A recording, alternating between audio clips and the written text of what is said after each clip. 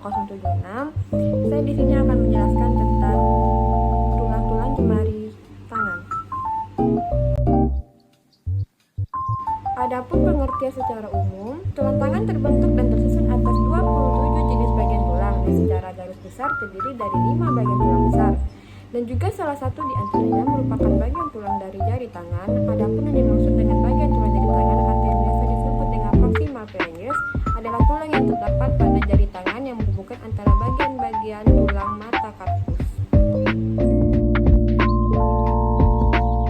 Dan untuk fungsi-fungsinya ada 3. Yang pertama yaitu sebagai tulang yang mempunyai fungsi untuk rangka anggota gerak bagian atas tubuh, misalnya sebagai penggerak jari tangan, menyentuh memegang sesuatu yang berhubungan tangan untuk memegang barang atau suatu benda tertentu.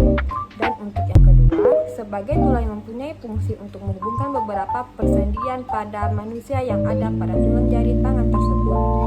Dan yang ketiga, sebagai tulang mempunyai fungsi untuk membentuk persendian tulang tangan. Ada 5 faktor penyebab nyeri sendi pada jari tangan. Yang pertama adalah Kreuzer-Finger, merupakan kondisi yang menyebabkan jari kaku alias terkunci pada posisi menekuk atau meregang. Kreuzer-Finger bisa sangat mengganggu aktivitas, terutama yang menimbulkan jari-jari, sebab kondisi ini bisa memicu rasa tidak nyaman karena gejala yang sering muncul. Ini bisa muncul terutama saat menekuk atau meluruskan jari, hanya nyeri. Kreuzer-Finger juga bisa menyebabkan gejala lain seperti muncul benjolan pada pangkal jari serta terdengar bunyi saat jari-jari ditekuk atau diluruskan. Dan untuk yang kedua adalah fenomena Raynaud. Sistem Raynaud terjadi akibat berkurangnya aliran darah ke bagian tubuh tertentu sehingga memicu gejala kulit pucat dan terasa dingin. Seringnya sindrom ini menyerang jari tangan atau jari kaki. Gejala penyakit ini biasanya mulai menyerang satu jari atau tangan atau kaki, kemudian menyebar ke seluruh jari-jari lainnya. Selain pucat dan dingin, pada bagian tubuh yang terserang, kondisi ini juga sering dibarengi dengan gejala lain seperti rasa nyeri dan terbakar saat aliran kembali secara cepat. Dan untuk yang ketiga adalah radang tendon, rasa kaku dan nyeri pada jari-jari tangan juga bisa karena ada peradangan pada tendon, yaitu penghubung antara tulang dan otot yang berbentuk jaringan penyambung keras. Bagian ini memiliki peran ketika jari tangan digerakkan.